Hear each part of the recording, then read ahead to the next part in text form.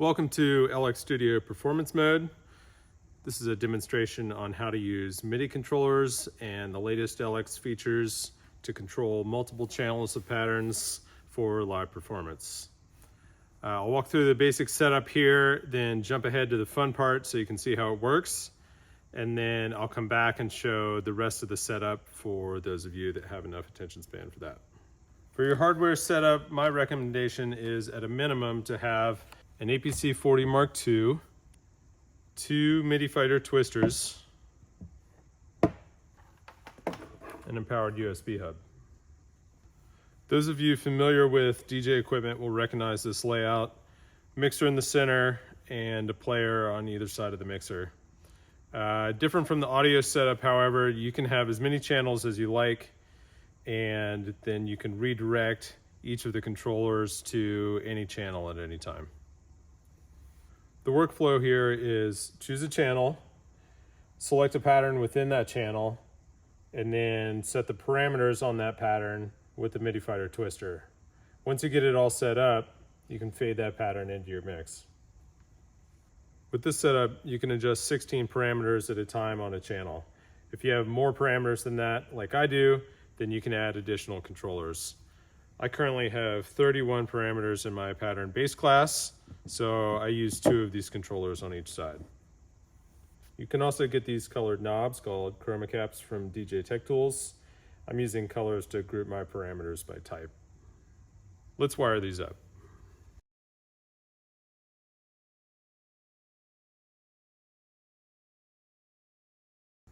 Okay, I'm gonna skip ahead to the fun part now and show you how to operate this rig, and then I'll switch back to the rest of the setup.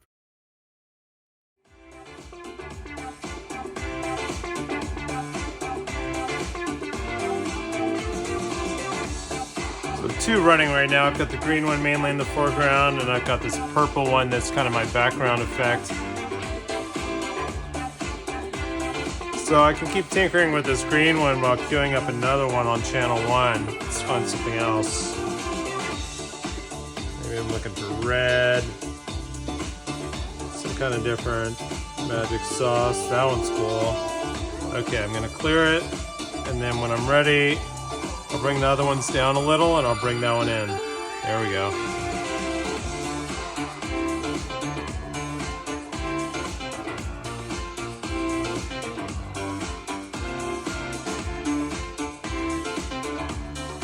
These other ones down a little more. Let's put some rainbow in there.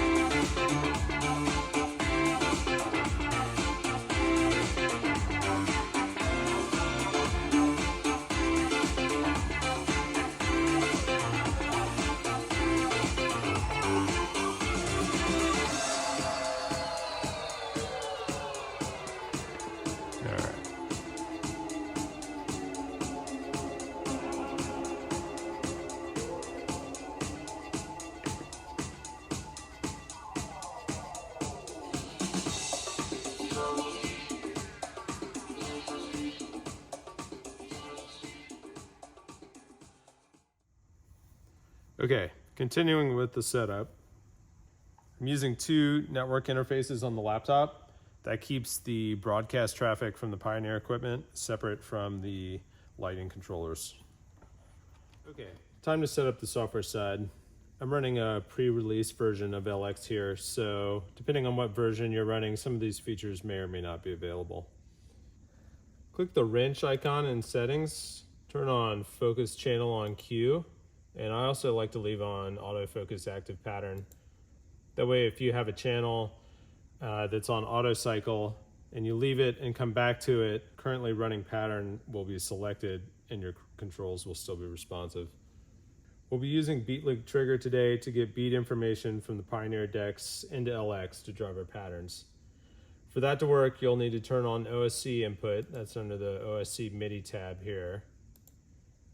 Then go to the toolbar, set the tempo source to OSC, and click this circle icon on the right side of the tempo controls. That enables tempo modulation. Should turn green when it's on. I already have BeatLink Trigger set up. There are instructions for that in the wiki, but I do like to use this show player status. That way you can see what's coming up in the mix. Try to time your lighting changes to changes in the music. Under the OSC MIDI tab, turn on all these MIDI controllers if they're not on already.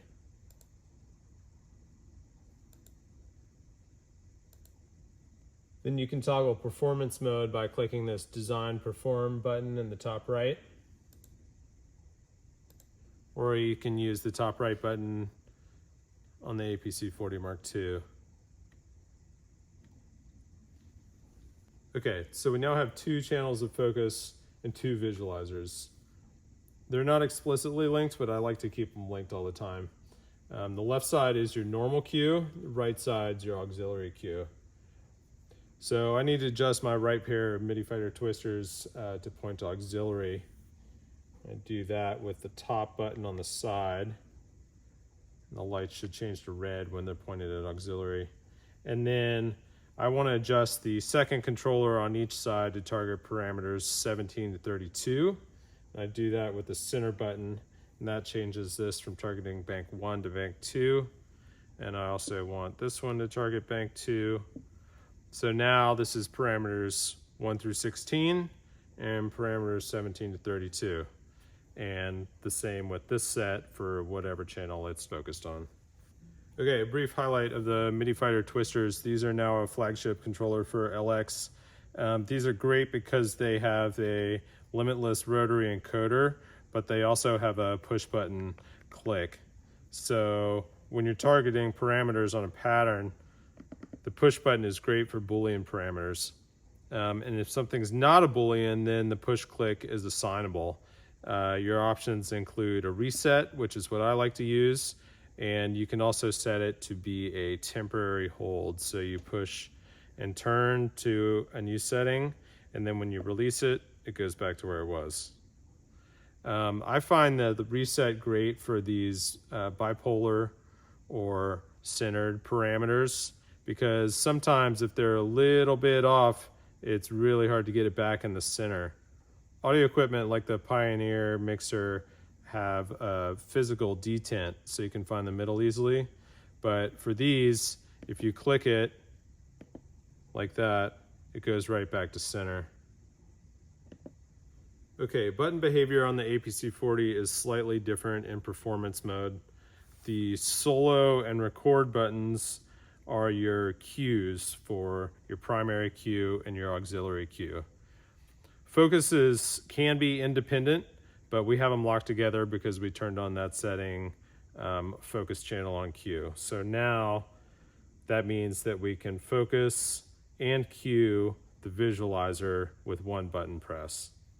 So as I push this blue solo button, you can see on the screen it's changing my focus channel. And that's changing the target of these 2 controllers. If I push this red record button, which is auxiliary focus, that's refocusing these 2 controllers to whichever channel that one's pointed at. So I'm going to start out with those on channel 1, and this set pointed at channel 3. You can have as many channels as you like. I have 4 of them set up here, and I have 5 patterns in each. I have my patterns all in the same order, which is pretty useful when one row on the grid is all the same pattern. Of course, if you have a lot of patterns, that wouldn't be convenient, and you can have your patterns in any order you like. Okay, I'm gonna add this little bug light so we can see when I turn the lights out. So we'll switch into performance mode.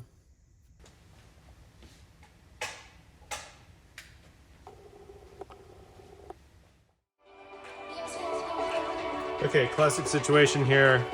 I don't actually have any music in the building with a beat grid on it, so we're just gonna do this the old-fashioned way.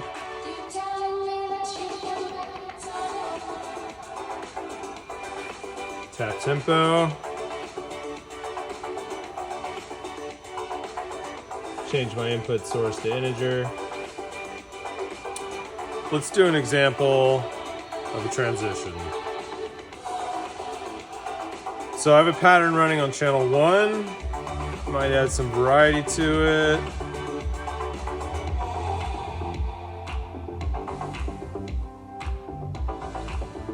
Okay, now I want to run a pattern on channel 3.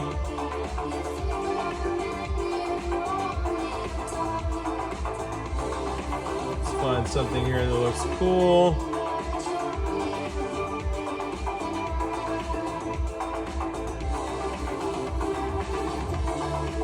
Alright, I like that one. So one thing you can do for a transition is just fade one in while you're fading the other one out.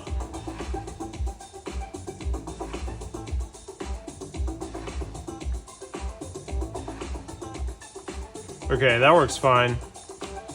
But another thing you can do if you set it up right is I have this pause and clear button.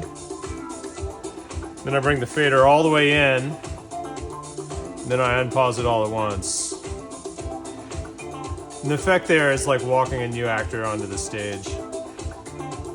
So let's try that again. I'm going to point this set at channel 2. Well, channel 1's still running a little bit. You can see the yellow in the background there. Let's choose another pattern.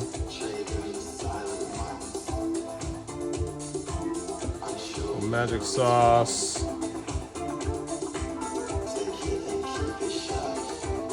Alright. Ideally, I'd wait for a transition point, but the point is to show you this. So, fade that one down, clear this one, bring it up.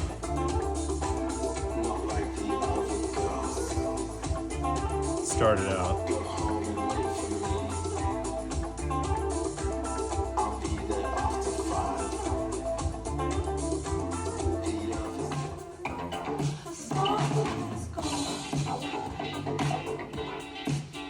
Okay, let's queue up another one on channel 2.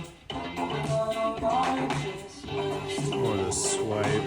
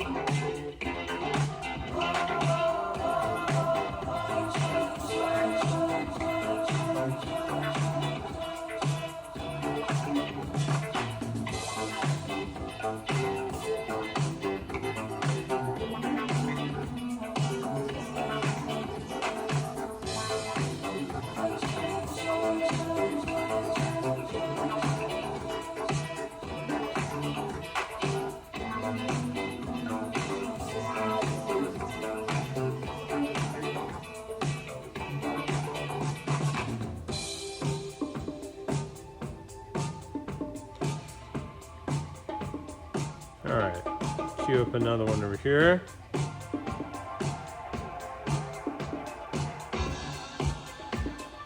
Kind of like that.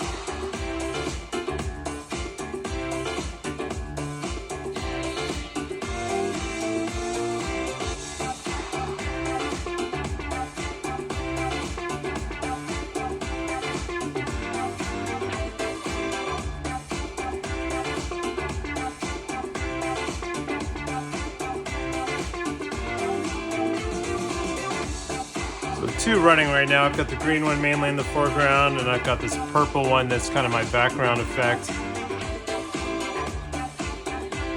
So I can keep tinkering with this green one while queuing up another one on channel 1. Let's find something else. Maybe I'm looking for red. Some kind of different magic sauce. That one's cool. Okay, I'm gonna clear it, and then when I'm ready, I'll bring the other ones down a little, and I'll bring that one in. There we go.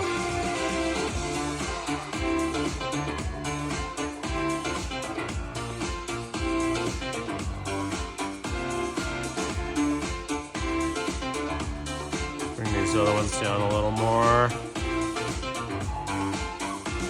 Let's put some rainbow in there.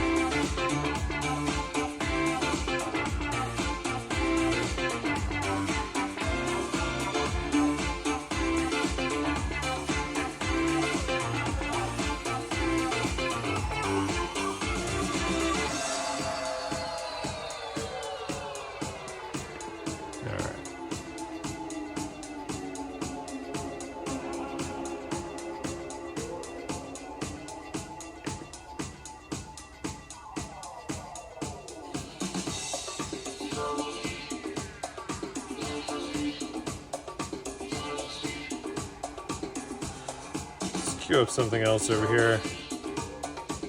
My laptop doesn't fall asleep.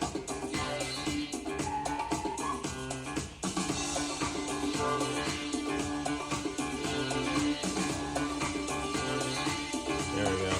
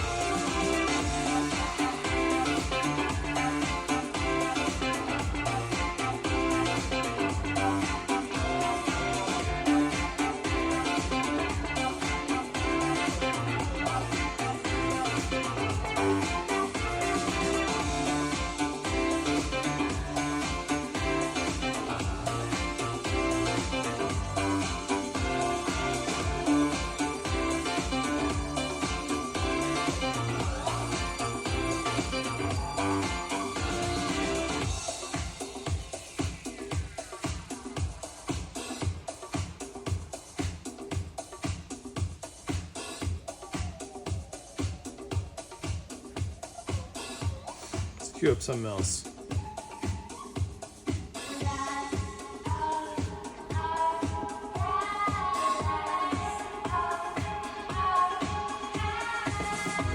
So I might still adjust the speed of that one while I'm working on finding something new.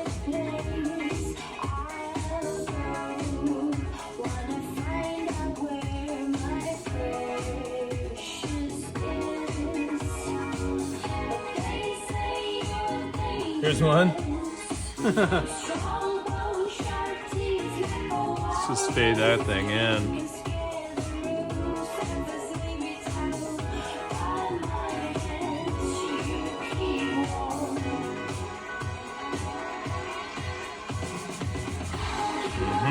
Okay. That's cool.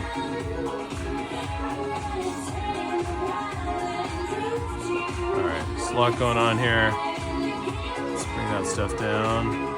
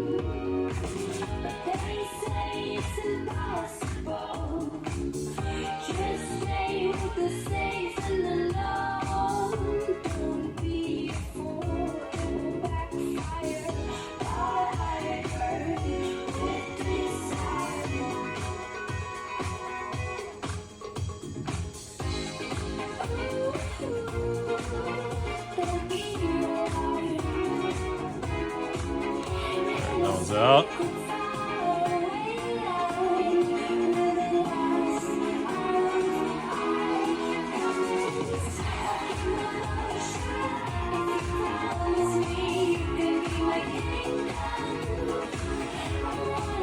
Cue up another.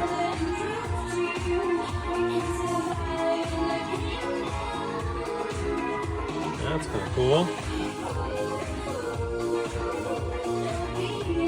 Good blue.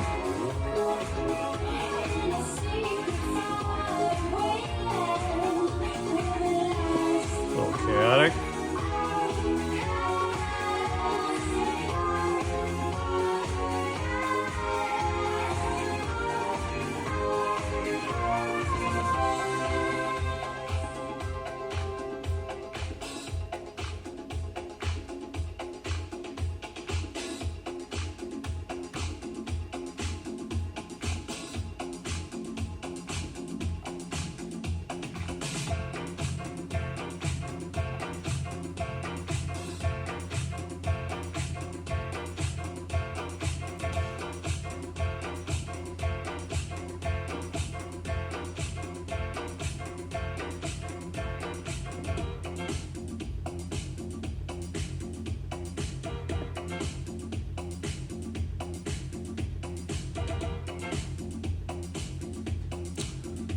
All right, that's the basic idea.